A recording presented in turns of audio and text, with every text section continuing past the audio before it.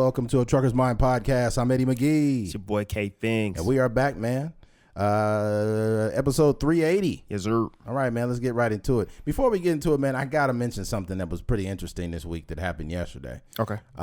Man, I was at Marshall's yesterday, and I seen the biggest fucking pants I've ever seen in my life. Mm-hmm. It was a waist size 58, and it was a length 30. Who the fuck is wearing that, man? That's like two people. The pants were so big. They were so big. Anybody that's seen my story, you seen the pants. Mm-hmm. I was just dumbfounded. I was standing in the aisle. People was trying to get by and shit. I was just like, oh my God, I'm holding the pants. Mm-hmm. Like, who? If you make it to this pant size, then that means that you the niggas that they knocking down a wall to pull you out your house. Like, this is my 600-pound life size pants. Yeah. What are you wearing those pants to? Like, if you that big, you probably not walking around. Them pants look like maternity pants for men.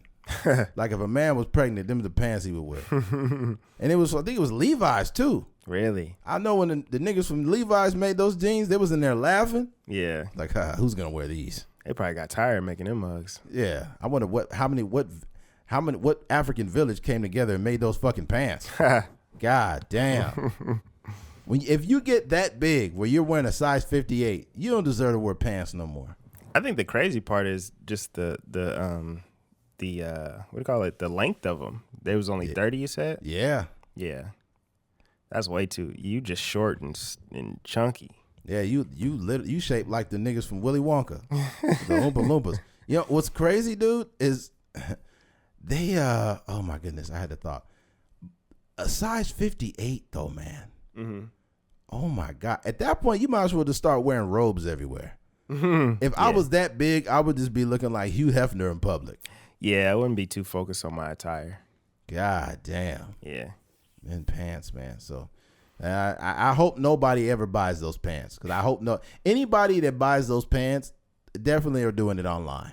Because there's no way you can physically walk into a store, try those pants on, and be like, all right, those are good. Yeah. I've seen a size 50 before.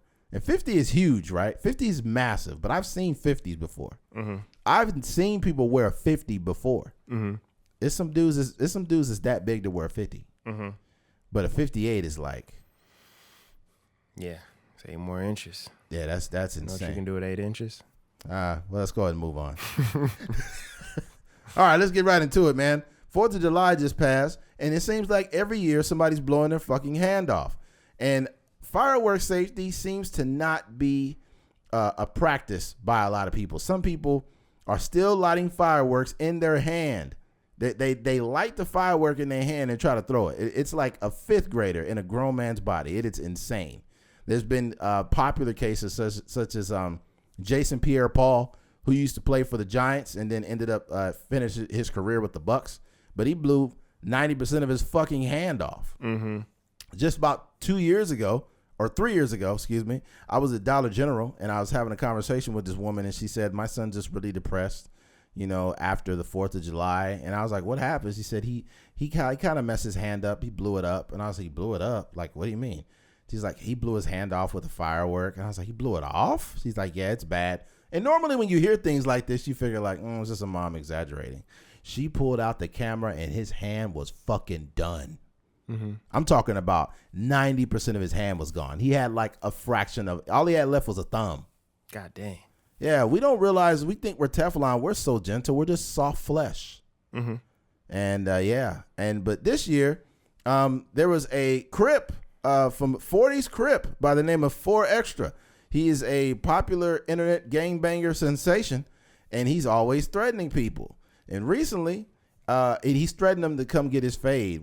For those that don't know what a fade is, out here in California, it means that those are fighting words. Mm-hmm. Like, I want you to run that fade.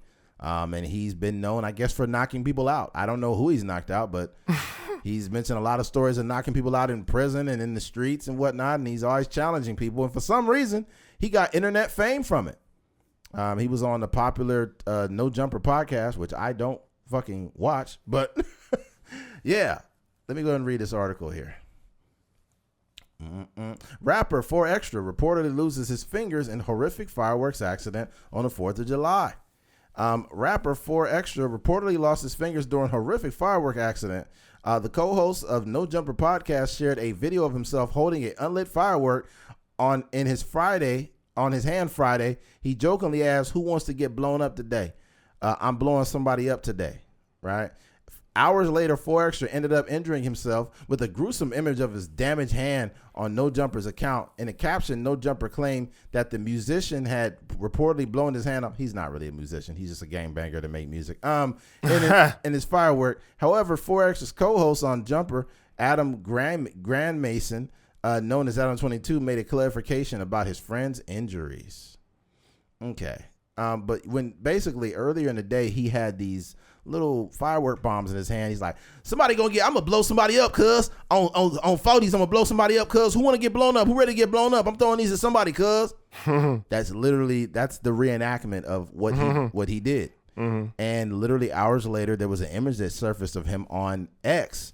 And I sent it to, the group chat with Keith and his brother and everybody. And y'all was like, oh my God. But the picture it kept showing an edited picture with a blur on it, right? Mm-hmm. And then I found the one without the blur. And his fingers are literally like exposed, raw, blown off. His hands just completely ripped apart. God damn. And there's this guy, I guess he's a blood, named Whack 100. He mentioned that they got to cut his hand off down to the wrist. And this is what I will say: I will never tap dance and smile and laugh. Laugh a little bit because this guy's an idiot.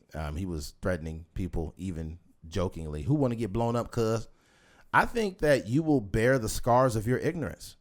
At some point, you will bear the scars, even if those scars are physical. If you're a guy that's talking about knocking people out all the time and run my fade and you like a gangbanger and you just trying to flash on people, somebody's going to fuck you up. I think that this might have saved his life because it was a fade he was going to try to run that was going to end up with him getting shot. Yeah. And then like recently he went on this freaking rant about killing one of the guys on No Jumper. I'll kill you right here, cuz. I'll kill you right here, cuz. You want to die, cuz? Don't be playing with me, cuz. I'm thinking like, okay. This guy's threatening somebody's life on the internet. How much of an idiot do you have to be? Yeah. Bro, I just looked at the picture. His hand is blown up. It's gone, dude. Yeah. It's gone. I'm pretty sure we won't hear from 4Extra. He's going to end up like going to church, dude. I think that he's going to end up going to, I'm dead serious. This is where a gangbanger's life ends, right? It's either in the grave or prison, or you get a gruesome injury where it's like it's a literal come into Jesus moment. Yeah. Like you got one hand now. Yeah. You got one hand. Yeah. You was running those fades and I don't want to say God took your hand away, but I mean your hand's not there. That's a fact. Dang. It's gone. So yeah, it was. I seen it's like all this is blown up, and then he just had his thumb. It's kind of like it's like a piece of thumb. Yeah, you got about 70. You got about 60% of thumb left. Yeah, I just hope they don't give him like technology's great. I hope they don't give him like a medically high, engineered titanium hand. He gonna be running fades with that fucking hand, man. How he gonna throw up gang signs now? Oh man, hey, AI is gonna help him out. Throw up 40s, cuz. 4Extra gonna be the first Crip with hydraulics on his fucking fingers. Golly, man. Gonna be like Jax from Mortal Kombat. Yeah, he's gonna have a whole wrist just metal. Dang. That nigga gonna have a hand like Colossus from the X-Men. My goodness, man. But like I said, I think you will bear the scars of your ignorance, whether it's you blowing your hand off or if you like having a bunch of sex with women unprotected, you'll end up with HIV. If you are committing crimes, a string of crimes, you will end up in prison. You will you will bear the results of what you do most of the time. Right. Yeah. Yeah, man. Mm-hmm. There's not a whole lot of commentary here, but I think that we need to start scaring people straight. Like, back in the day we had DARE programs where they came and they said, they had like what is this, your brain on drugs? Remember that? Mm-hmm. They had like, this is your brain on drugs, DARE campaigns where it was like a cast iron skillet. Do you remember that commercial? Mm-hmm. It was a cast iron skillet and they cracked the egg on it and it was frying the egg and he's like, this is your brain on drugs. Mm-hmm. I remember those commercials as kids. and it scared me straight. I'd never done drugs in my life, right? But partially it was because I seen the results that drugs bear. Seeing my father deal with addiction, and my uncle got federal time for selling drugs. So seeing that, I knew there wasn't shit there. We got to do the same thing with fireworks now, right? Yeah. I'm gonna come to a school full of 5th graders, and I'm gonna show them 4X's blown off hand. Man. I'm going to say, hey, look here, kids. I know you like fireworks, and I know you guys are going to try to make firework bombs. They've got instructions, in fact, on the internet that show you how to create these firework bombs. But guess what? Look at this hand. Do you want this hand? No, sir. All right, then stop fucking around. Yeah, man. Yeah. We gotta bring back gruesome injuries to kids to show them. Yeah, you know how they have like the drunk driving cars? Yeah, that they all smashed up. Red Asphalt. Them to the school and stuff like that. Those movies were called Red Asphalt. I think they stopped showing them after I got out of high school. No, I'm not talking about movies. I'm talking about the actual cars. They would bring the cars to the schools. I don't remember that. Fuck, no way. Yeah, they'll bring like a smashed up car, and then they'll put it in like a trailer, and then they'll bring it to the school. When was this? Fuck. This was like, I think when I was in high school, they was doing that. They probably still do it now. Well, I haven't seen it on my campus at least, but yeah, they Oh my God. Was it still blood on it? I don't know. I mean, I don't remember the details, but I just remember the car was smashed up. Okay. Nah, we didn't have the physical cars there with us, but we had these gruesome videos that we used to watch in high school called Red Asphalt, and it would literally show everything. It was just showing accounts of different highway patrol officers that would show up first on the scene, and they would be like a woman and like a dad, and like it would show the woman's head was in the back seat, and then another one, the car like flipped upside down, and when it flipped, his head hit the concrete when it flipped because the window was open, and his brain matter splattered all over the road. There was blood everywhere. Yeah. There was another one where a guy was dead, and he was out of it obviously, but he had the nerves still moving. He's like, oh no. And we was watching this shit in high school. That's crazy. If anybody remembers it, it's called Red Asphalt. What needs to happen is they need to start putting out new movies, except firework injuries. They're on the internet already. There was a dude after the Dodgers won the World Series last year that blew his fucking hand off. He had a Dodgers jersey on. He's like, yeah, go Dodgers. Like, the Dodgers have nothing to do with fireworks, first of all. But the guy was like, yeah, fuck yeah, go Dodgers. And he had it. He lit up the firework in his hand. He's like, before he could throw it, it went boom. God. And then he was like, oh, fuck. And then his homie was like, oh, shoot, look, bro. Hey, look, bro. Oh, fuck, dog. Oh, you're bleeding, dog. Fuck. And he was like, oh. And his fingers two of them was blown off on the ground. And the other one was just dangling it, and he had blood shooting out of his fucking hand like a scene from Kill Bill. It looked like a prop. That's how fucked up his hand was. Yeah. It's that's like, what? Crazy. Yeah, and it was on Instagram. You guys got to learn. Stop being so stupid. Yeah, that stuff is dangerous. And Aaron the plumber responded. He's like, you know what I'm saying, Brodowski, you was out here trying to run fades with everybody. You was out here trying to do that, Brodowski. But look here, now your hand gone. What you gonna do now? Who gonna run fades with you now, Brodowski? You out here doing all this, nigga. Stop trying to fight everybody. Threatening me. Now your hand gone, Brodowski. Get your life together, nigga. I was like, man. And Aaron the plumber was doing that thing he do with his hands when he's talking. Yeah. It's like that game banger stuff. The game banger mannerisms. We got like the way we rock out here in Cali is like cats from up north, and the cats like down in LA is like different cats. Yeah. Like LA cats in all the gang bangers out here, they enunciate their words very well still, even though they're in gangs. That's like, I'm gonna keep it real with you, homie. I'll blow your head off in the middle of the street, my nigga. On God. Like, they could tell an old elderly white man, they'd be like, oh, go ahead, all right, please don't kill me. Yeah. But if you in the South, they're like, look here, fuck nigga. Like, look here, fuck nigga, we kill your ass, nigga. Like, real talk, nigga, we don't play that goddamn game out here, man. Motherfucker, bitch ass nigga, man. Shit. You don't know how seriously to take this guy.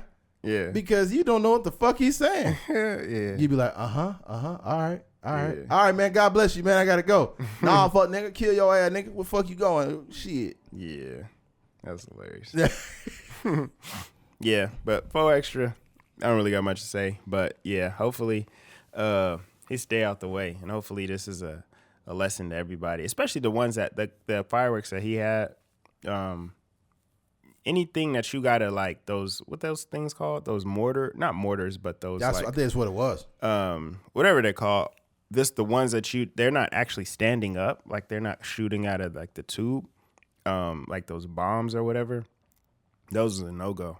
And they're loud and they may be exciting, but anything you got to hold in your hand. And a lot of times what happens, people drinking and having a good time, and they hold on to the firework for too long, or they just don't know where to throw it. Like, it's just a whole thing. So if you're going to do the illegal fireworks, at least in California, like you can't have any of those, like, they're very particular about the type of fireworks that we have out here. Mm-hmm. So anything that's shooting the air and things like that is illegal. You can't have them at all.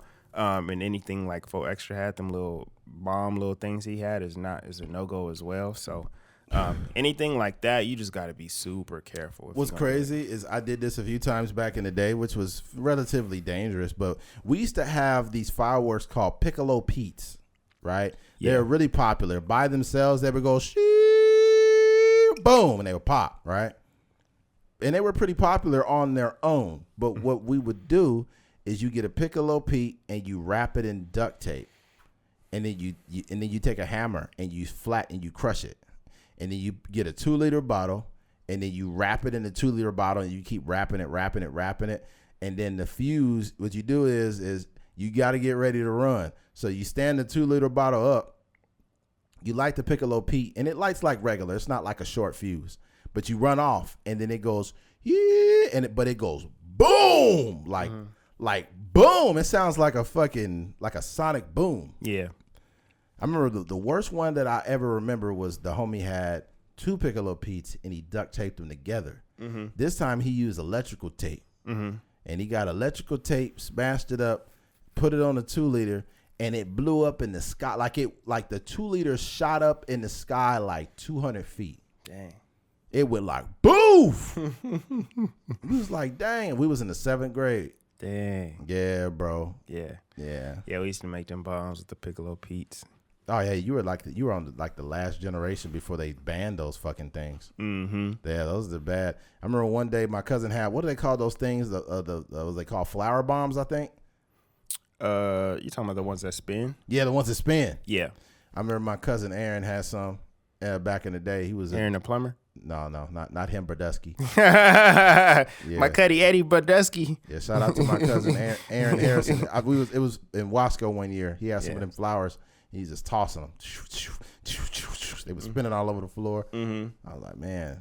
Like Beyblades out there. Like this guy. And I was a little kid. I was like, oh, this guy's so cool. Look at him lighting all these fireworks in the park. Do you think like the simplest things will make you cool as a kid? Oh, yeah. Yeah. Absolutely. Like having nice shoes or something like that. Oh, yeah. Because I was one of the younger cousins. I was like the youngest cousin amongst my immediate like first cousins. Yeah. And I was always the one that was like trying to like I was trying to be in all the conversations of like the cool kids, the older kids. Yeah. My sister's 3 years older than me, and then my other cousins he's 1 year older than my sister, so they like peers.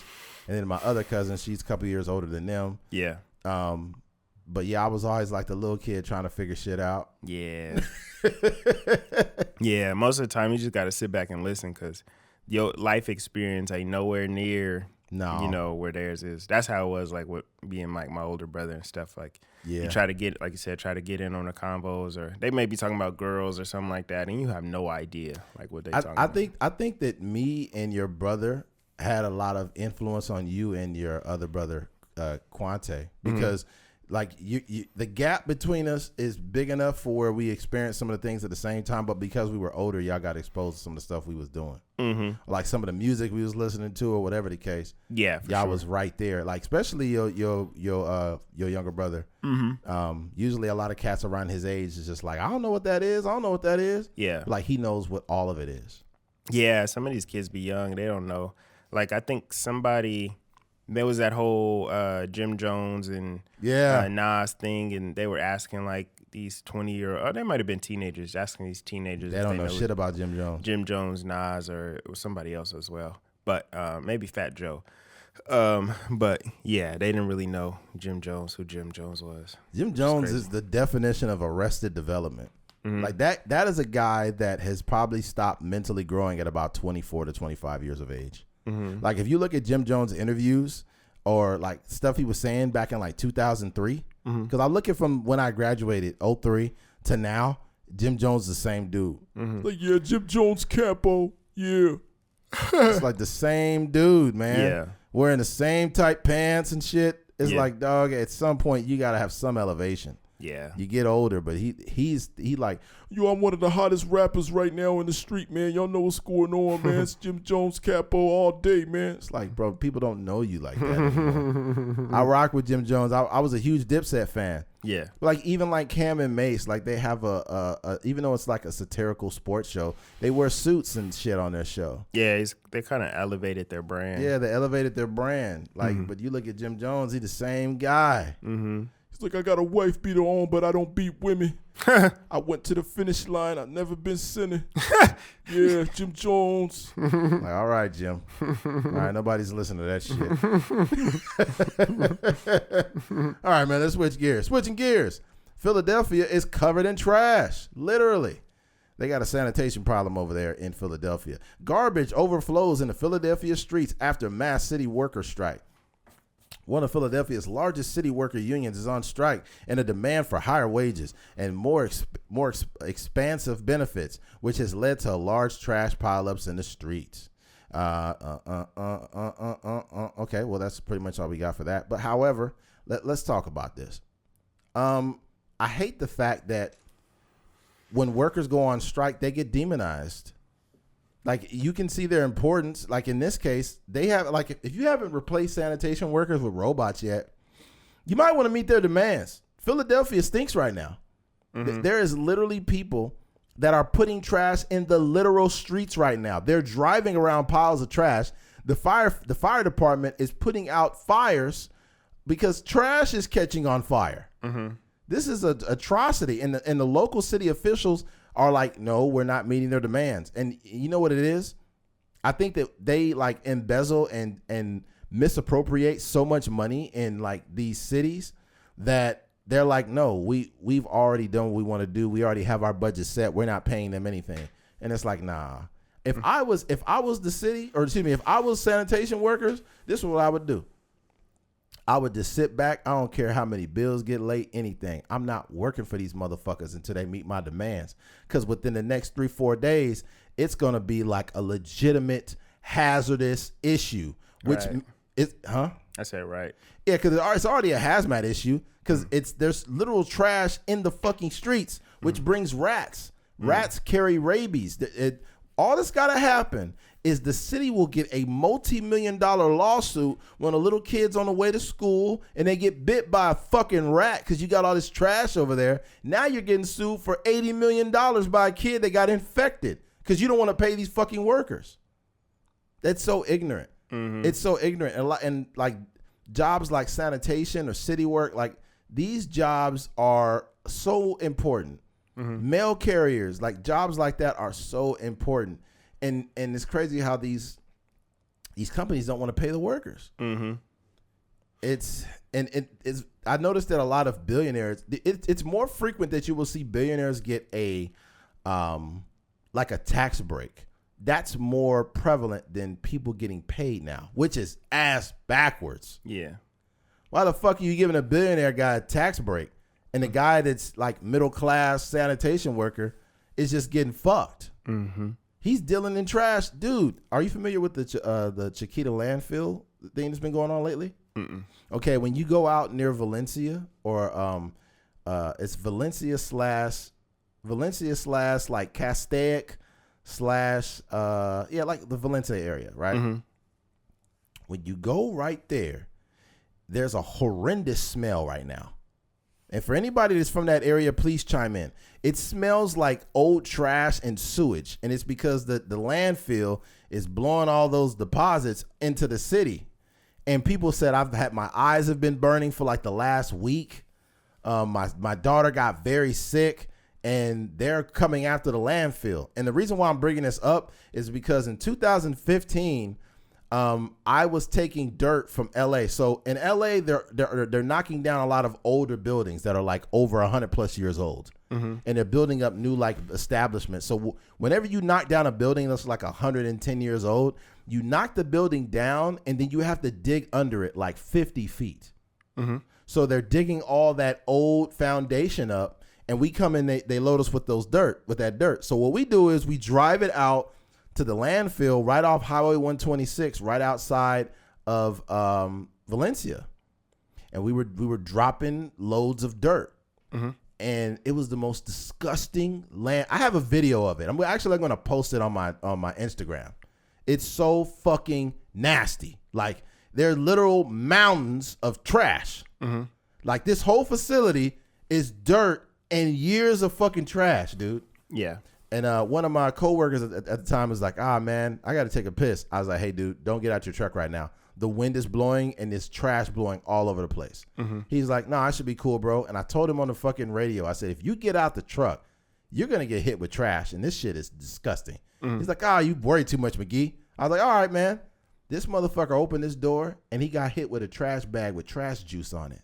Ugh. Swear, dude. Trash juice. Yeah, like it was like a bag that you get from the grocery store, a plastic bag, and it was wet. And it blew over from the big old hill and it hit him in his head. Dang. What did he say? He didn't say shit. Yeah.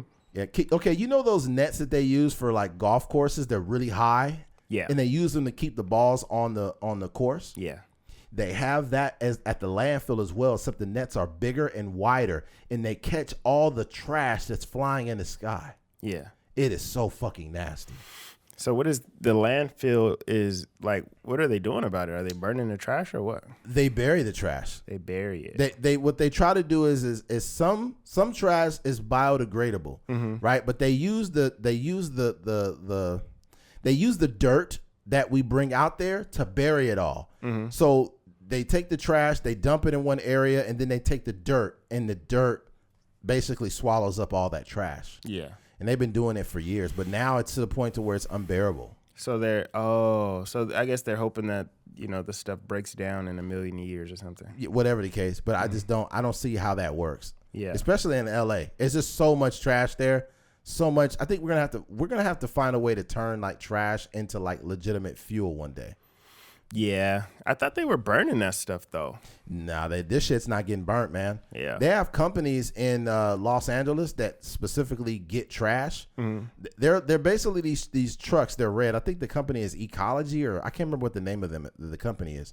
But they got these 53-foot trailers that have They have like a back dump at the very end of it, and they have a tarp, right? And they're filled with trash. The nastiest shit I seen was on I-5 in 2015. One of those trailers busted open and it was trash all over the freeway. Damn. We talking about net diapers, needles, motherfucking ketchup bottles, condoms and shit. There's everything all over it was disgusting. Yeah. Disgusting. Yeah. The picture I'm trying to paint here is we need sanitation workers. Yeah. Yeah, we need somebody to deal with this trash. Yeah, that stuff is important, man. I think that anytime there's always a benefit to having a union or working at a job that has some sort of union that can back you in these sort of situations. And I think that they will come to some sort of conclusion here very soon. Because like you said, that this trash is getting out of hand. There'll be times like when I either like forget to put out the trash or whatever the case may be, and it's like 2 weeks have gone by and it's already like, dang, like I can only imagine what that looks like for other people, especially coming off of holidays like the 4th of July and stuff like that. A lot of people bought a lot of fireworks and they had a lot of food and friends and family over. They were eating and barbecuing and stuff like that. So I can only imagine how much trash is just piling up. Philadelphia smells horrendous. People can't even sleep or do anything. I just wanted just to double check to see how important sanitation workers are. I Googled searched it, and it says sanitation workers are absolutely crucial for public health, safety, and environmental well-being. Their work, though often unseen, is fundamental to daily life and prevents the spread of disease, maintains clean environments, and ensures the proper functioning of essential services. Here's why sanitation workers are so important. Sanitation workers play a vital role in preventing spread of diseases, blah, blah, blah. They handle tasks like garbage collection, sewage treatment, and disinfection, which are all crucial for public health. right? And what did I just say? I just said that all it's going to take is a child. It's going to be a child out there. I pray this doesn't happen. But all it's going to take is a child that's trying to go to school one day and a rat jumps out and bites him and he comes from a fucking pile of trash. And now that kid's in the hospital. Mm-hmm. And the thing about it, man, is I don't get how the local officials can allow this. How are you guys, how are you managing anything? Mm-hmm. Like, it just doesn't make any sense that these people are running local government, even people that are in the actual government. You can't allow this. People are going to get sick. Yeah. I think the best thing to do is like, kind of like how Trump did with TikTok, is like give some sort of extension, like, you know, to where like you give more time for them to negotiate while they're still being able to pick up the trash and stuff like that. You better find a way. You better do it right now. Okay, we just did this podcast today. Today is the 6th, right? Mm-hmm. Okay, I'm gonna make a prediction. I'm gonna say by Monday. Well, tomorrow, there's going to be some serious talks. Yeah. And the reason why is they probably had a pause over the holidays. Yep. Well, they had a pause over the holiday, but they had no choice. They have to come to the table tomorrow because they have no fucking choice. Public health and safety is at risk. People are going to get sick, and trash is in the literal streets. And we're talking about not in rundown neighborhoods. It's everywhere. Mm-hmm. Everywhere. Mm-hmm. Here's the reason why it's also gonna get fixed. If it was a bunch of trash in the hood, it wouldn't even make the news. Mm-hmm. It would just be another day in the park. Yeah, you know, people that live in the suburbs would be unaffected. But when people in the suburbs are affected by the local city officials, that's when it's gonna be a problem. Mm-hmm. Because now you got lawyers that got trash in their yard. You got doctors that got trash in their yard. You got surgeons. You got all these people of prominence with trash in their yard, and they're not putting up with it. Yeah. So, yeah, man. Yeah. Imagine the hospitals. This has to affect hospitals. Yeah, everybody. If you're in a hospital and you're like a registered nurse or whatever you are, there are things in hospitals that have to be discarded that are going, like hazardous stuff. Yeah. Like there's going to be like vials of like people's blood and shit, but I don't know where that goes actually. I think there's a biohazard section, but I wonder. Yeah, they probably have a different like disposal. But I wonder, even if it's being disposed there, I wonder if that's still considered to be done locally, though. I'm sure they handle it in some capacity, whoever the sanitation workers are. Yeah. So can you imagine like them putting those hazmat bags outside of the hospital somewhere, and there is like bloody vials that have been there for the last 5 days? Mm-hmm. That is beyond disgusting. Yeah, it is. That is like in some cases there are like human flesh. You know that, right? Mm-hmm. Like there's literally like people who are losing fingers or legs, or they had whatever. They have to discard this stuff. It goes in a hazmat bag. Mm-hmm. So it's like, dude. Yeah. Yeah, man. Yeah, it's crazy. I mean, yeah, I don't know. I don't know what else to say about the trash, but yeah, hopefully they get it figured out and get those people paid. I'm all for our workers getting paid. So hold out as long as you need to get that money. Can you imagine you start dating some chick in Philadelphia, right? Mm-hmm. And you guys are having like relations, you're hanging out, and you're like, man, this sex is trash.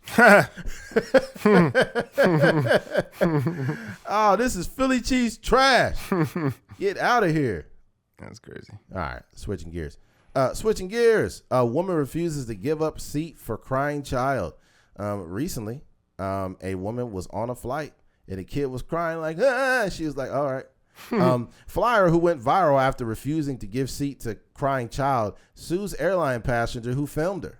And it basically says the Brazilian woman, come on, all these pop-ups, come on, buddy. The Brazilian woman who went viral after refusing to give up her pre-selected window seat to a crying child says she has officially filed charges against the airline and the passenger who filmed her.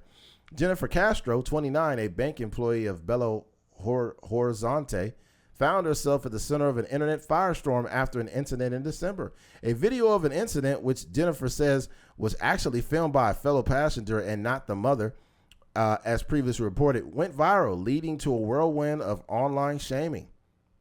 Castro was unexpectedly rose to social media fame with her Instagram following skyrocketing to 2.1 million, leading her into secure multiple brand deals as an influencer, she said. And she now claims she has officially filed against GOL Airlines to seek compensation for distress and damages caused by the ordeal. I mean, it's pretty cool. She did become an influencer overnight, so yeah. I mean, that's one thing. But I do understand why she sued, and I'm going to tell you why I understand it. First of all, just because you're a kid doesn't mean you can get things your way. It doesn't matter if you fucking cry, right? And I don't think that everybody should be chiming in and scolding the woman. If I paid for a seat and this is how it's supposed to go, why the fuck am I giving it to you? Right, just because you're crying. Just because you're crying. Tears don't produce results. Okay. Mm-hmm. And now if there's like a legitimate issue where a woman is in distress and she's pregnant or she needs a better seat, I'm willing to make that sacrifice for something like that. But if you're just a crying kid, go fuck off. Mm-hmm. Okay. Life sucks sometimes, kid. Get out of my face.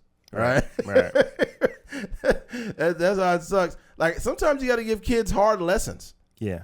There was this kid that was walking in the street. I've mentioned this a few times on the podcast. Mm-hmm. He was walking in the street and he was with his friends and he wouldn't get out the street. I was like, hey. And then he was like being smart, like, shut up, whatever, right? And I was like, hey, man, you can't be in the street. He's like, shut up. I was like, man, get your fat ass out the street. Mm-hmm. And then his friends started laughing at him. Mm-hmm. And some people might think, like, why are you being mean to a kid? That's not right. Well, if you want to be a little disrespectful shithead, I'm going to give you a real life result. Right. Right there on the spot, mm-hmm. right? Shut up, kid, and get your fat ass out the street. Mm-hmm. That's disrespectful. Yeah.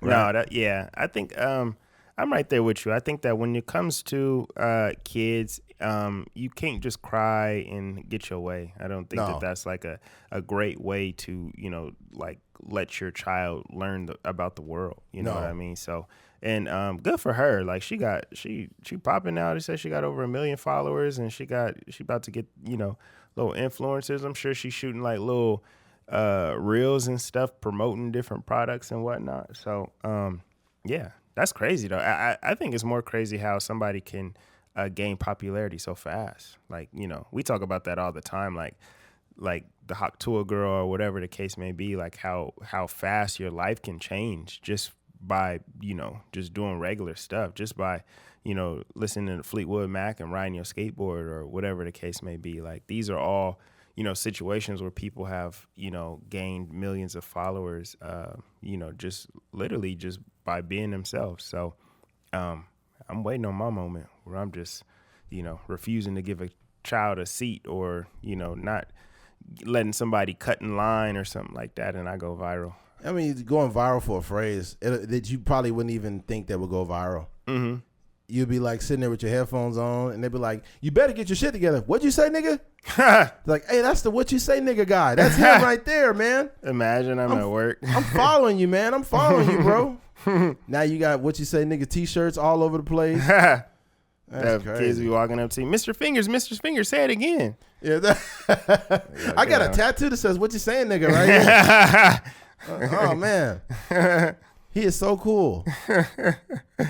That's funny, man. That's fucked up. You'll get fired for something like that, though. What you say, nigga? Yeah, it's like I can't control the I can't control the sensation that's happening around me. Yeah, no, I wouldn't get fired for that. I have a crazy lawsuit. Oh, damn. Yeah, you got to do something. I would have to do something crazier than that to get fired.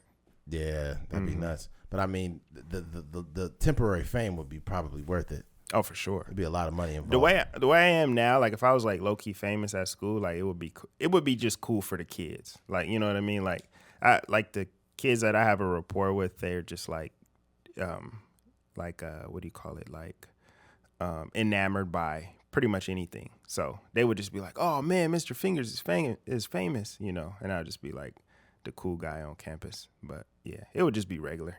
There he is, fingering fingers. Yeah.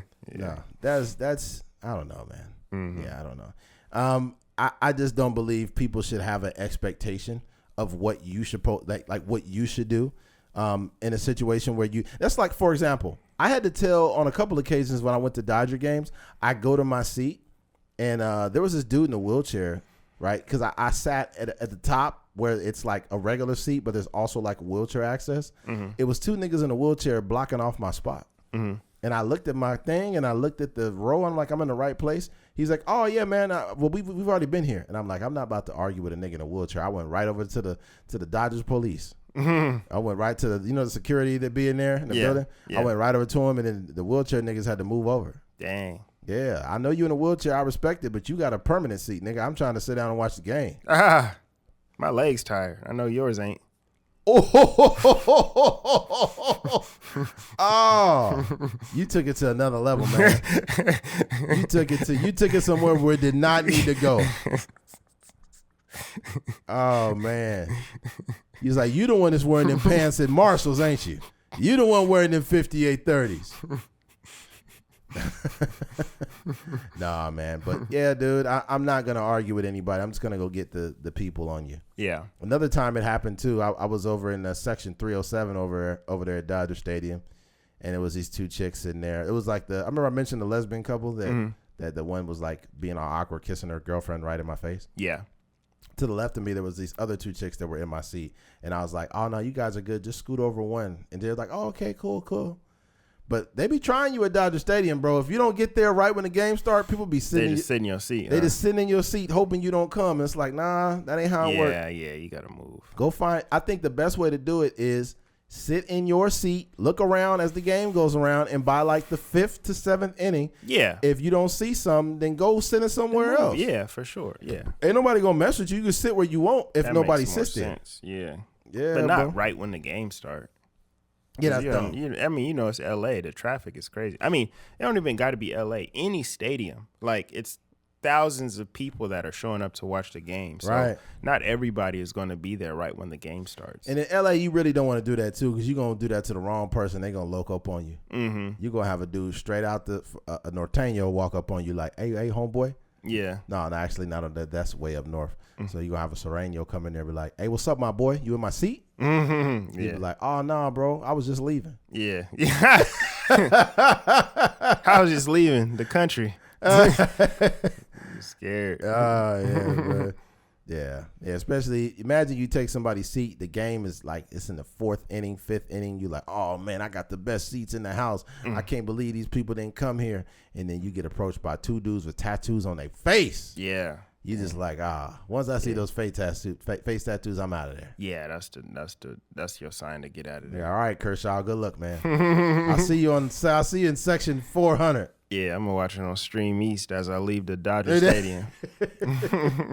Yeah, man. All right. Yeah, I mean, I think everybody has their own scenario in which something comparable has happened to them. Just handle it with grace. Mm-hmm. You know, I think she actually did handle it very well. Mm-hmm. She wasn't way too argumentative, but she was just being recorded as if she was guilty of something. Yeah, that's weird. Yeah, that's very weird. But I think that's why she is grown in popularity. The hell is that? Probably some fireworks. People are still lighting fireworks? I'm telling you right now, if I bust you lighting fireworks late at night now, I'm collecting my prize, okay? Are they giving out money? I think they still doing it. I'm collecting my reward now. I'm getting tired of you niggas lighting fireworks at 3 a.m. while I'm trying to sleep. Man. Yeah, just because you ain't got a job don't mean you ain't got to be fucking everybody else's day up. Yeah. Okay, I heard it sounded like a missile strike. I felt like I was in fucking Iran the other day. Yeah. I was like, this is ridiculous. Yeah, there was a couple. It was some other ones that sounded like an alien was about to like take over. Yeah, it was like woo, boom, and I was like, this looked like a quiet place. Yeah, the alien about to bust out that firework. God damn. Yeah, it felt like motherfucking Michael J. Fox shot through the sky. Yeah, Back to the Future. Yes, it's like, Doc, take me back to 1985, man. That's funny. That's one movie I wouldn't mind seeing again. But in today's actors, who would be playing Michael J. Fox's role?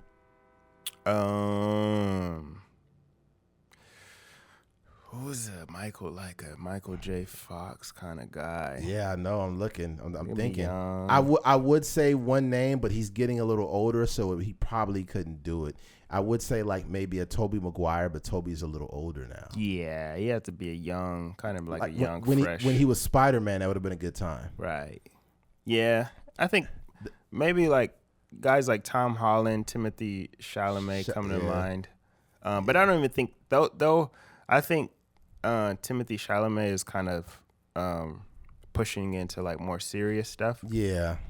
But you need that kind, like movies in the 90s were a little different. Like you had that kind of blockbuster, like lighthearted movies, like Back to the Future. Like they were just like, they had a different energy. I feel like now those kind of, like even with Jurassic Park and stuff like that, Jurassic World is just so much more dramatic than those other movies used to be back in the Jurassic 90s. Park is standing alone as one of the top movies in the 90s completely. Yeah.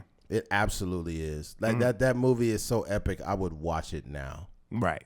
So there's a short list of movies. There's too many movies actually, but ones that like super stand out in the 90s: Jurassic Park, yes, The Lion King, yeah. Sandlot, yeah. I think about Sandlot every 4th of July. Yeah, I love that movie, man. That definitely. I already mentioned this. I don't want to bore the people, but that's definitely one of my top best baseball movies of all time. Yeah. I like that's what I think. Like, I feel like now, like people that are like our age or like my age, now those are the kind of more like the Ryan Cooglers of the world. Like those are the filmmakers that are like kind of getting their opportunity now. Because when you make movies, you could be like 50 years old. Like Steven Spielberg, these guys are, I think, might be in like their 50s or 60s and still making movies. So I feel like now, like we're ushering in like the people that are our age. So I feel like that some of that like energy as far as like the movies that we grew up on, or I think that stuff will make a comeback. Like the ensemble movies, like Sandlot, we don't really see a lot of those anymore. Even like sports movies, we don't see a lot of sports movies anymore. Nah, so I think that's dope. Sandlot was, oh my God, that's definitely one of my favorite movies of all time. Yeah, super quotable. A great cast, everything. There are certain quotes from movies that are said in everyday culture and people don't realize it. Okay, for example, Friday came out over 30 years ago. You know that, right? Yeah. Okay. So the movie is like, I think it might just be 30. Let me look it up just to double check. 95? Either that, 94 or 95. Right? I'm just going to put in Friday and it's going to pull the movie. Okay. Yep. It shows cast 95. Okay. So yeah, 30 years on the button, right? People be like, bye, Felicia. Yeah. 30 years later. Yeah. That's how impactful certain movies are. And then like in Sandlot, there were some quotables there too. What was the other one? I can't remember what people say now. Yeah. But like calling people like a fart sniffer or whatever the case. Yeah. Or the PF Flyer shoes and that. Yeah, the shoes. Yeah. Yeah, there's quite a few films. Yeah, I can't. And there's a lot from Sandlot. We have to look it up because I don't want to sound like we didn't come up with no quotables from Sandlot. There was definitely some for sure. But I just think we've gotten a little older. There's other movies like The Field of Dreams. Like if you build it, they will come. Yeah. You're Killing Me, Smalls. You're Killing Me, Smalls. That's the one. That's the one. Forever. Yeah. Yes, that is the one. You're Killing Me, Smalls is used in everyday. That's how you know something is gonna stay forever. Yeah. Is when people make it like adopts itself into like mainstream culture. Yeah. You know what else is gonna live forever? No Diddy. No Diddy is not like a temporary thing that we're gonna move off of. Because we know this is the guy that rubbed cum on himself. God. So that's going to last forever. Once we found out about all the extra freaky shit he was doing, that's what really made that line, it made it eternal. Right. You know? Yeah, man. I'm pretty sure that, like, especially when we get older, like, I'm 40 now, so I could imagine, like, when I'm 70, I'm still going to be saying no Diddy. Yeah.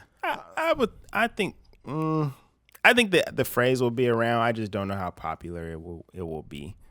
Because for me, I don't really say like pause or anything like that. So, I can't really see myself saying it like. I mean, as a joke, like like in a joking way, but not like in my everyday vocabulary. There's origin stories of things that elderly people say that have lived a long time. Like that's hogwash. Like I'm pretty sure hogwash. I don't know where that started.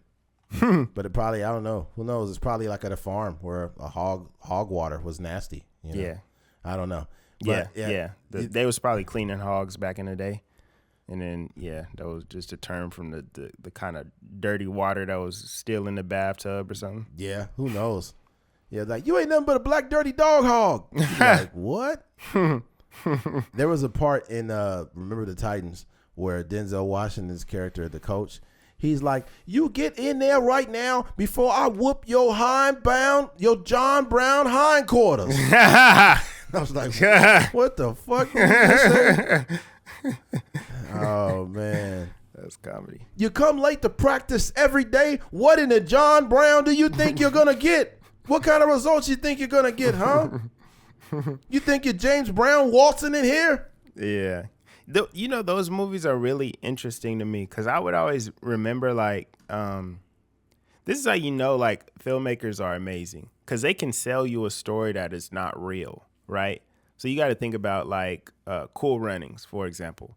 Like, that story did not play out how it did in Disney. I think that I don't even think they made the finals. I think that, I think part of that story happened where, like, their sled or whatever kind of, like, fell apart or whatever the case may be. But they kind of, like, the real story is that these people from Jamaica ended up, making it to the Olympics. That was the story. Not all the extravagant stuff, like they were about to win and they were, almost about to win and then their sled fell apart and stuff like that. Right. Like, that's like all that stuff was kind of fabricated for the Disney aspect of it all. But I say that to say, like, a lot of these sports stories that are based on true stories, like that story and like Remember the Titans and Coach Carter and all these different stories, like a lot of it, you'll go back and be like, dang, this dude probably should have been in the NBA, like the way they hyped him up in the movie, or where's these players ended up at and stuff like that. But you'll realize, like, what? That it's not that crazy. Wasn't it on Coach Carter at the very end of the movie where they had, oh, I'm hopeful, yes I am hopeful for today. Take this music and lose it, let it take you away, and be hopeful. I know it ain't easy, but that's okay, 'cause we hopeful. That's where all the meme shit started now. And then they have all the players and where they're at now. Yeah, where they're at now. Yeah. So it started, like, that's the thing. Some things just live on. Yeah. Now Ashanti with Nelly, they have a little picture of Nelly on there. Yeah. And stuff like that. Yeah. That's you hear what he said about the diaper thing? I guess he don't change diapers or something. He's like, that. I told her all the time, I don't change diapers dirty. I don't do that. Like when he start walking and talking, like that's when I'll be his daddy. But like right now, like, she can handle that. You feel me? Yeah. It's like, dude, you gotta change your kids' diapers. Man. Yeah, man, you gotta do I that. get how it's nasty, but you also gotta. That's you brought this child into the world. Yeah, he seemed like he would just like he's like, oh, I'm gonna change the diaper, all right, and then he just like start rapping and just change the subject. The baby starts shitting all over the place. Like, you can find me letting it rub and soda scrubs when it's all because like the baby's shitting on itself. Wipe his ass, Nelly. Fuck. That's funny. Oh yeah. Smile for me, baby. I want to see your what? Yeah, your diaper. Yeah. Rob the jewelry store and tell him to give me a diaper. Dun dun dun dun. That was a banger. That came out when I was in college. Dun dun dun dun dun dun dun dun. Yeah. Dun old diamond in the bottom rose gold. Yeah. Paul Wall is the GOAT, bro. Yeah.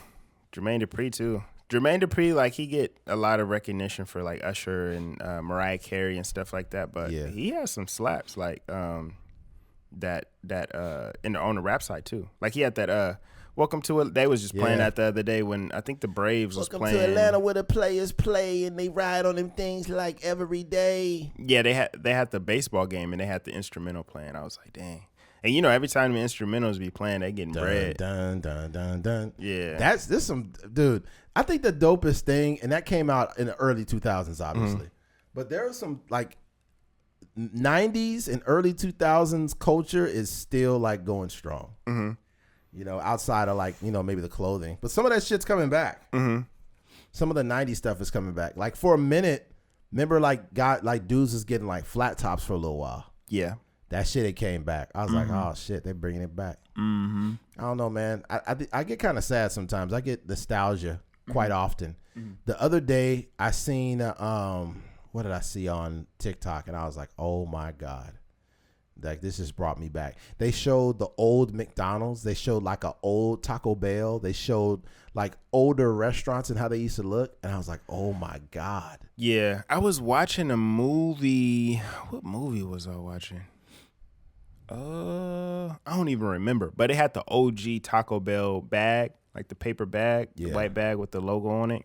Oh yeah. I was like, dang, that was like that took me back. I forget what I was watching. I think it was like a show or something like that. Somebody said in the comments, they said Walmart was open 24 hours. We had a 99-cent menu, and then he said something else, and I was like, damn, it's like we had it so good, man. Yeah, man. Yeah, we don't had a actual Dollar Tree, you know. Yeah, we had actual first of all, in Cali, we had 99-cent only stores. Yes. Where everything in that motherfucker was literally 99 cents. Everything. Yeah. And then like they snuck a couple items in there a little bit later. That was like $1.15, $1.29 at the most. Yeah. But it was like literally 99 cent only, bro. And it's a place for poor people to get food, bro. So when I'm coming up, we had outlets, man. Like if we didn't have no money, we had like $15. We could get like literal food out of there. Yeah. You know, and it was some shit that was in there you wouldn't think would be 99 cents. You'd be like, dang. Yeah. Like this is helping. Yeah, you us could live. get like people were shopping there, like fill up their bag, like toilet paper and paper plates and spoons and forks and bro.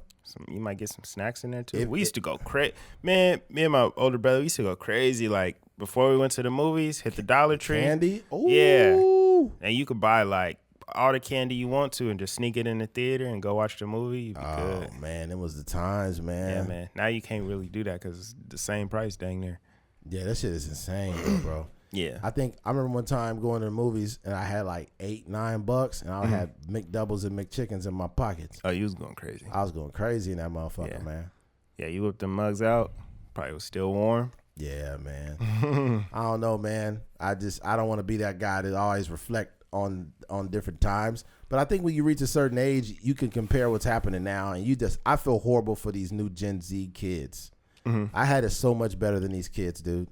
I had it so much better than them. They're fucked. Yeah. Y'all got tight pants on and y'all ain't got no money. Fuck. Nah, the pants is baggy now. Oh, they getting a little bigger now. Yeah. They getting a little bigger. Yeah, man. Yeah, no, it's a different time. I'm sure they'll have their nostalgic experiences when they grow up, but yeah. Gen Z kids gonna be like, I'm not gay no more. I'm delivered. Oh, dang. It's like once he started wearing those pants, I knew he was going to come around. Where is that dude, man? Where's that guy? I just want to thank God my nuts can breathe. Where is that dude, man? I wonder where he's at now. I don't know. Yeah. That's the thing. You go viral for a little bit. I'm sure, people found him or you might got a little social. There's some people on the internet that I have not forgotten about. And I think about him from time to time. That I'm delivered. That dude, I wonder where his life is. And then there's the other guy. There's you see that substitute teacher that like lost his mind? And he's like, whoever threw that, your mom's a hoe. Yeah. You seen that shit? Yeah. Where is that guy?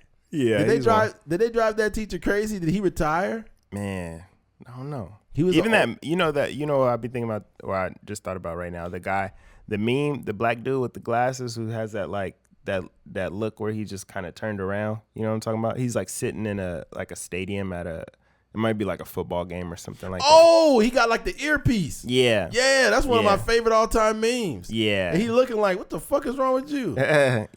Yeah. It'd be a couple, they'll come out, even the guy from the ICDC, no. Is it Everest College? Everest College. Yeah, Everest College. Like, what you doing? You're sitting on the couch. You're not doing it with your life, man. It's just not hard. It's easy. Yeah, somebody had interviewed him on YouTube. So he's still around, doing his thing. He still got that hat to the side and shit. Yeah, the hat's still crooked. I think they paid him like $50. Yeah, he wasn't even like an actor. He just ended up, doing it. There's another commercial that was popular and people forget about it. There was one where this girl was like, got my education online, something on my own time. You ever seen that one? Nah, I ain't seen that Oh one. man. Yeah. Get Get connected for free. Some education. Bro, that shit was, somebody reposted that on TikTok. It went crazy. It's one of those daytime, they show like daytime TV. Yeah. There's certain commercials that only play during the day. Yeah. and that was one of them. Yeah. And then I know you remember.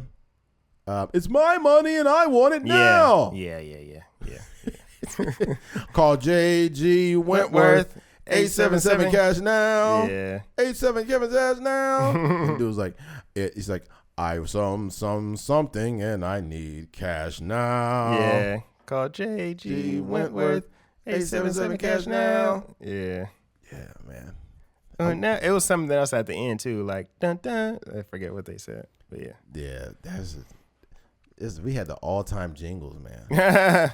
People get paid to write those jingles too.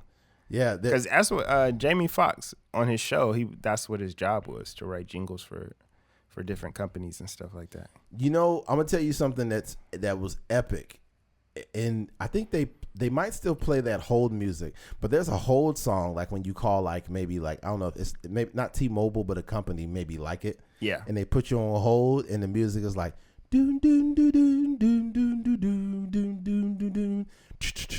You know what I'm talking about? Mm-hmm. Like who produced that shit? Terrible. No, I mean it's kind of got a like a little vibe to it. The reason I don't be liking any of the holding music is just the quality is just it sounds like a Cracker Jack box. It's bad. Yeah. You would think they have some type of HD call by now. Yeah, like what's going on? Yeah, it's like come on. It just sounds like they didn't really put it on hold. They just like played music from like a radio or something, and they just held the phone up to it.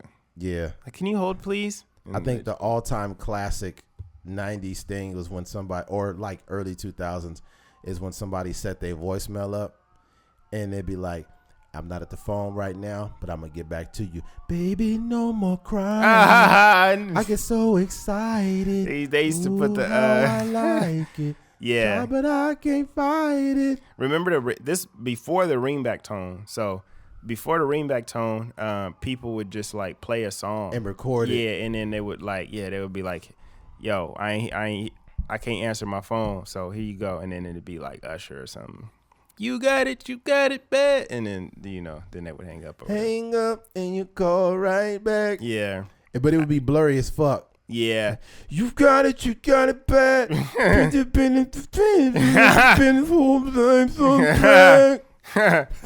It was comedy. I like the ones where people would like act like they was really on the phone. Like you would call and it'd be like, and then it'd be like, hello? Is he there? I'm just messing with you. Hey, leave a message. He'd be like, that shit go quick as a motherfucker too. Leave a message. You about to talk to this nigga for real? Yeah, you be like, hey man, you can't hear me, man. My phone tripping. It's always tripping. Oh man, it was funny. All right, man. Let's go and wrap this up here. All right. Dang it. All right, let's wrap it up. Switching gears. Diddy's verdict.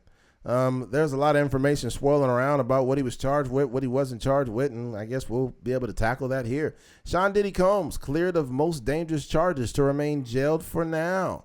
Combs found guilty of prostitution-related offenses, faces maximum 10-year sentence on each of 2 counts. Defense has asked judge to release Combs on bail. New York, July 2nd, Sean Diddy Combs will remain behind bars for now. A judge ruled on Wednesday after the music mogul was cleared of sex trafficking and racketeering charges that could have put him behind bars for life, but found guilty of lesser prostitution-related offenses.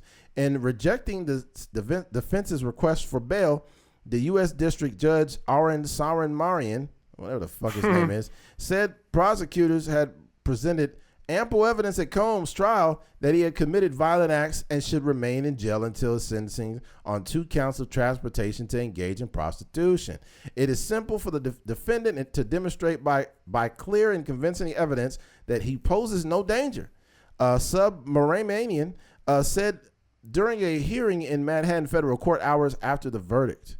And then here's the last part. The 7-week trial focused on allegations of Combs forced 2 of his former girlfriends to partake in drug-fueled days, long sexual performances, sometimes known as freak-offs, with male sex workers in hotel rooms while Combs watched, masturbated, and occasionally filmed. Damn. All right. Well, as we see here, Combs is not out the hook. Yeah, he's got 2 charges that hold up to a 10-year sentence each. So he could still be looking at 20 years, which means his life is pretty much over. He is in his 50s. I think he's like, 55 or some shit? 54? Let me see.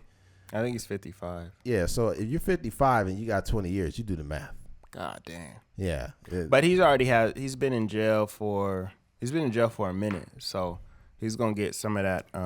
He ain't been in there very long at all. He ain't been very long at all. He's been in there for a good minute. I think he went to jail.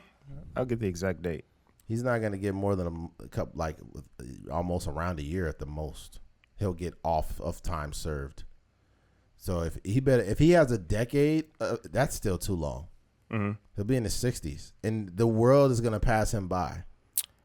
Combs was arrested in September 2024. So by the time his sentencing is in October, so he might get 2 years if he, like 2 years and some change for time served. Damn.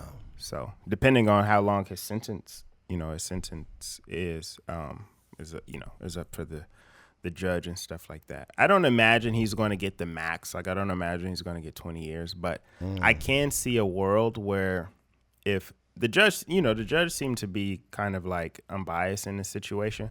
But I can see a world if maybe they felt like he kind of got off on these RICO charges and he did do like these kind of heinous things and, like, how it is. They going to bring in like letters from different people kind of talking about his character and, how he can benefit the community and how he's giving people jobs and stuff like that. Character letters don't really be meaning shit, though. Nah, they be helping. I mean, they didn't help that motherfucking Danny Masterson. Yeah, but it helped the other guy, the one that was messing with Drake Bell. Oh. Yeah, all them celebrities came and they were sitting in the court with him, and yeah, he got a little. What character letter can you write for a man that rub human cum on himself? I don't know. Like, I know this guy loves nut, but he's been a great friend to me. It's like, who wants to affiliate themselves with that?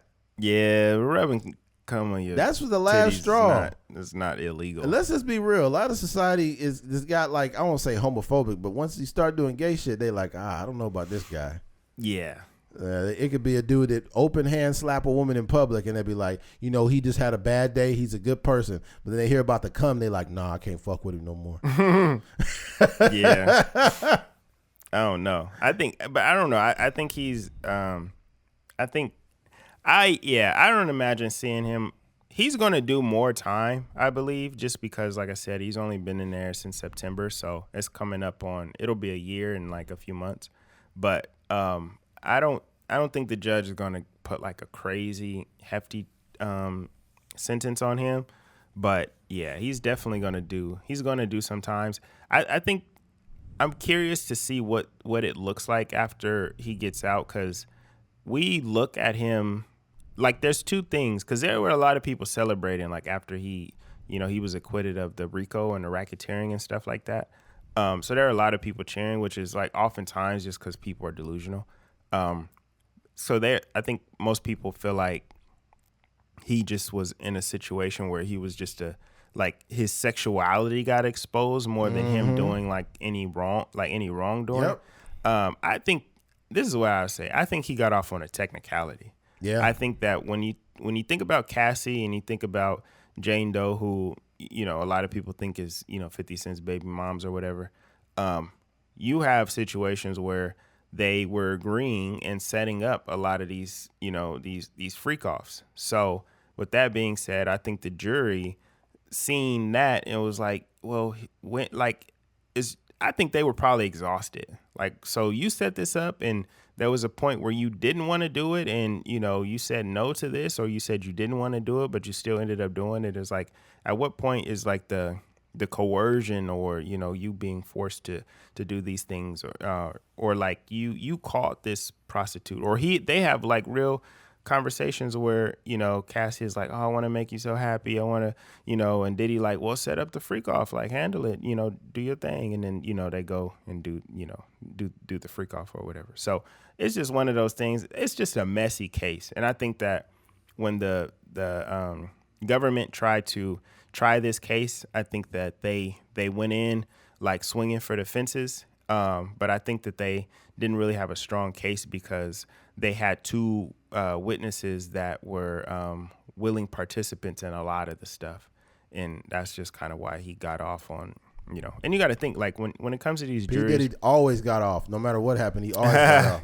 Yeah, when it comes to these juries, and when you think about the way that, you have to have essentially everyone agree, on a certain acquittal or conviction. And you have, I think what happens a lot of times, because they were deliberating on the RICO for a little bit, and then the judge told him to go back in there and and deliberate for some more time. I think what possibly could happen is people could get tired. Like, you in there and you just arguing your point for however long, and you like, dog, I'm just gonna go home. Like, I'm tired of talking about this. This trial is exhausting. I'm just gonna go home. So let's agree on whatever, and then let's just move on with our lives. So I think that that's part of these juries as well. Yeah, man. Yeah, I got nothing else to offer here, but I do have an article that I forgot to put in. We could give it a brief looking at, or we could skate over it. What is that? It's the Dodgers basically got I won't say they've been sued, but it says a conservative legal group files federal complaint over LA Dodgers DEI policies. So they're basically saying, like, the stuff you're doing, you can't do it. Okay. Let's go. We could just tap into it real quick, just so we could be. I won't say be first, but I kind of want to be first. I want to do a pull a TMZ. Mm-hmm. All right. All right. Switching gears. Let's wrap this up, man. Conservative legal team files federal complaint over LA Dodgers DEI policies. First America First Legal, a conservative legal organization funded by White House Deputy Chief of Staff Stephen Miller, along with the U.S. Equal Employment Opportunity Commission, has filed a federal civil rights complaint against the Dodgers and partners. The complaint alleges that both entities engage in racially and sexually discriminatory hiring practices under the banner of diversity, equity, and inclusion. Right? So it says, like, basically, you know how they say they're looking to hire, like, black candidates, to have diversity. Mm-hmm. They're saying that looking for black candidates is basically what do you call that? Like targeting, or it's not inclusive to look for black or brown candidates. And this is a white person that's suing them? Yeah. Yeah. I think we've reached a time where this is just pure delusion. Yeah. Like, I think I've mentioned this before. We can't do this. And the reason why we can't do this is because when is it ever considered DEI for non-black and brown people? Mm-hmm. Like, is everything, because basically you can narrow down everything that black and brown people do as DEI. You can label it, right? Right. Which is fucked up. So if you white, you just in there. Hey, you can't do this. This is just fucking corny. I think the Dodgers should double down on this. I'm not saying they should just hire all black and brown people. Hire the most hire. The reason why DEI even exists is because black and brown people wasn't getting fucking hired. Yes. There were organizations that had no black or brown people in them. And imagine if you're ownership of a company and you look around and all of your legal team and all of the people that work in the front office and the back office and everywhere, and everyone's white, and your fan base is like X amount of Latinos and black people, and you have nothing in your building that represents the people that come to your games. That's when it started to become a problem. So it's like, it makes sense. I don't want to hire anybody, and this is me saying this. I wouldn't want to just hire somebody because they're black. Being black would be an incentive for me. Like, it would basically be like, you're black, but you're also smart, and you're the best for this job. So I want you to be in this position. But they're saying, like, you shouldn't want to hire somebody because they're black. And it's like, I wish we lived in America like that. Yeah. If America was really like that, like literally like that, we wouldn't have no reason to say, like, you need to hire black people or this or that. Yeah. But when you go to places that are overwhelmingly representative of non-black and brown people, no Asian people, no nothing, you can't. That's not cool. Then it becomes intentional. Now it seems like you're intentionally not hiring black and brown people because there are a lot of smart minorities. Yeah. So this is just ignorant. I genuinely hope they don't comply to this bullshit. It says, in a June letter address, acting EEOC chair Andrea Lucas and the America First Legal Foundation accused the Dodgers in investment firm of violating title. I'm not good at Roman numerals of the Civil Rights Act of 1960. What is it? What It's letter? VII. That's probably 7. Yeah. Rights in 1964 by making employment decisions based on race, color, sex, or national origin. I mean, if it's a Rights Act of 1964, like America was not progressive at all. Yeah. And the reason why that had to be put in place is so we don't run into the same problems we do now. It's unfortunate. Mm-hmm. I'm not one to have the political conversations or all the race conversations, but I just thought this was hilarious. Mm-hmm. And I think this current administration, this what needs to happen. They got to do a better job they need to focus on putting money into the middle class. Because what's happening now is everybody's getting fucked. They're taking things away, such as, the Medicaid and things of that nature. And it's going to start really affecting people. But the people at the very, very, very, very top, billionaires, very wealthy, are getting tax breaks. Mm-hmm. So I don't understand. Like, if it just seems like the objective is backwards. Mm-hmm. You coming after people for DEI. You taking away Medicaid. You taking away this and that, food stamps. What the hell is that? You hear that? Is that me? Is that you? I don't know what it is. Yeah, I don't know. It might have been one of our phones. Anyways, yeah, I just want to squash the conversation. Ultimately, I will say that they do not need to adhere to that.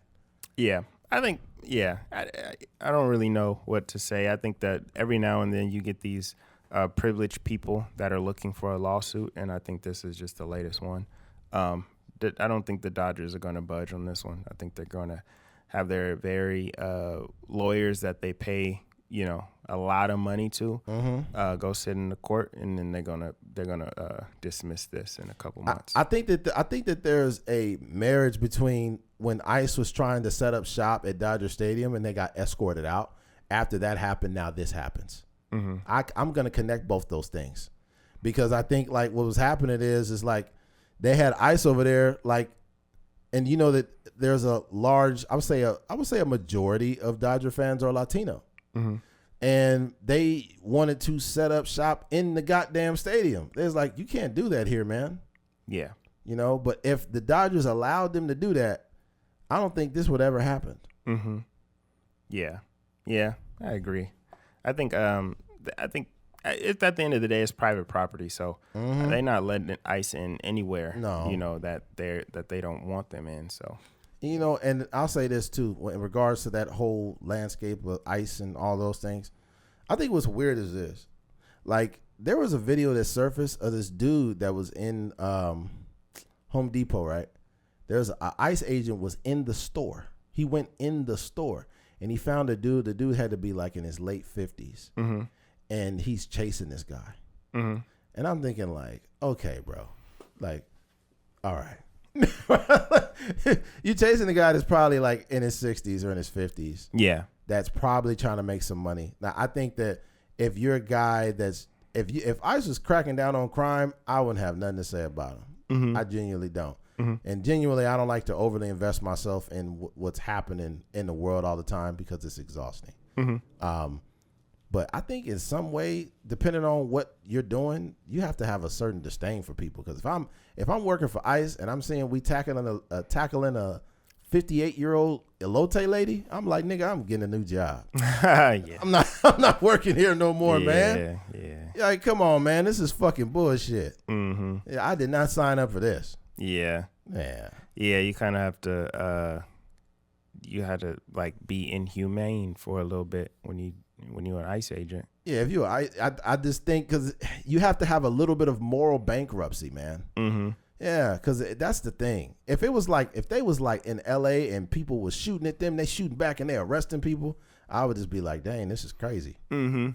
Outside of that, but this shit, man, and then the DEI attack on the it's just trash. Mm-hmm. I'll be glad when these 4 years is up, bro. But the Democrats ain't off the hook. They had some lame ass shit going on during their administration too, and they was deporting niggas too. Yeah. Every administration been deporting people for years. Mm-hmm. Obama was deporting motherfuckers. Bush, goddamn Biden, all of them. Mm-hmm. I just think it's worse because now it's like there's like more of a what do you call it? like an intentional, it's like a direct hit. Yeah. And I think Trump is promoting it more. He's promoting it way more, man. Way more. So that people know, like his base knows that he's doing this. This is the same nigga that got his Trump hats made in Mexico. Yeah. Like, nigga, you had Trump hats made in Mexico before. Well, he don't have a problem with Mexico. He just got a problem with people that are not supposed to be here, being here. So I guess he's trying to send them back so they can make more hats. Yeah, this motherfucker's, he's something else. Mm-hmm. Like, I don't need you in our country. Go back, make my hats, then you can come back. Like, come on. God damn, motherfucker. Yeah. All right, man. Well, we got nothing else, man. If you made it to the end of this episode, we appreciate you, man. Thank you for listening to a Trucker's Mind podcast. I'm Eddie McGee. It's your boy K Things. We're out here. Peace.